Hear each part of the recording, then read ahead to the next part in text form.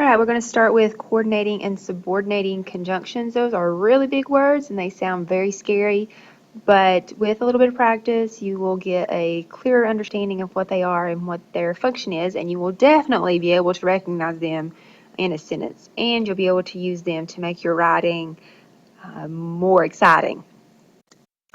So the first thing we have is just a conjunction. A conjunction is a word that joins two or more words, a group of words, or some sentences together.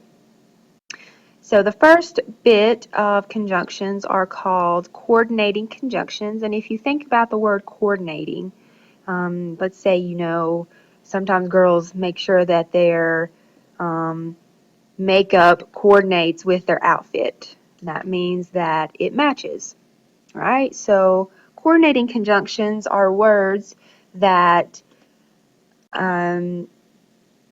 goes in between two matching sentences or two matching words or groups of words.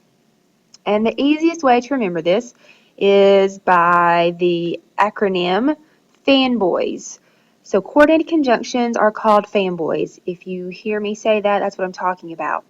And FANBOYS are the words for, and, nor, but, or, yet, so. And you'll see the three sentences over on the right have used these fanboys or coordinating conjunctions in different ways. The first one, salt and pepper are popular spices, is using the and to join two words, salt and pepper. The second sentence, you may bring or buy your lunch, is joining two verbs, bring or buy. And then the third one, Simon will come early, but Miriam will be late, is joining two complete sentences. So that's how you know when to use a fanboy, is if you're conjoining or if you're joining two or more words, groups of words or sentences that are related to each other. The other kind of conjunctions are called subordinating conjunctions.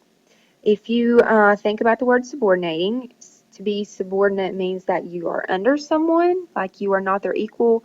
For example, none of us are equal to the president. We are subordinates of his, so we are lower.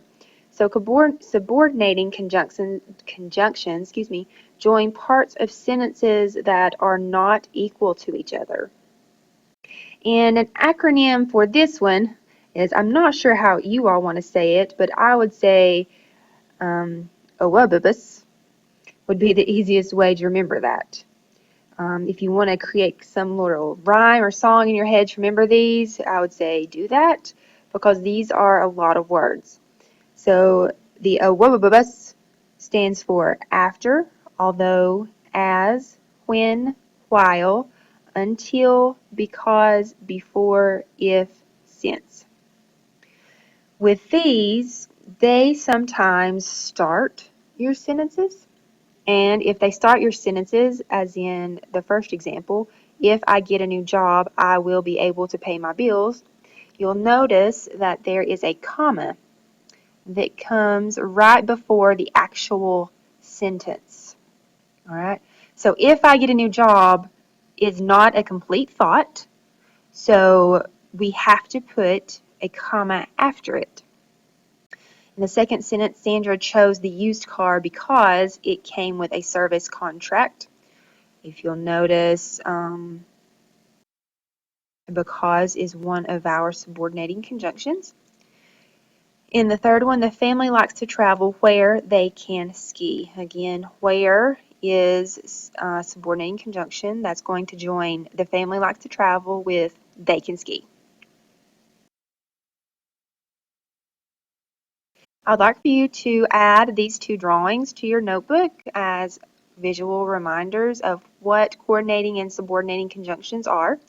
Now, you may come up with your own kind of drawings and sentences, but I would like to see your sentences that you create on your own so I'll know that you know how to use these conjunctions correctly.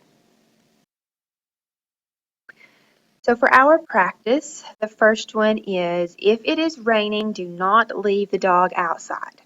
All right, so I see that there is a comma right here, and I do know that this side of the comma is a complete thought. Do not leave the dog outside. I am commanding someone to not leave the dog outside.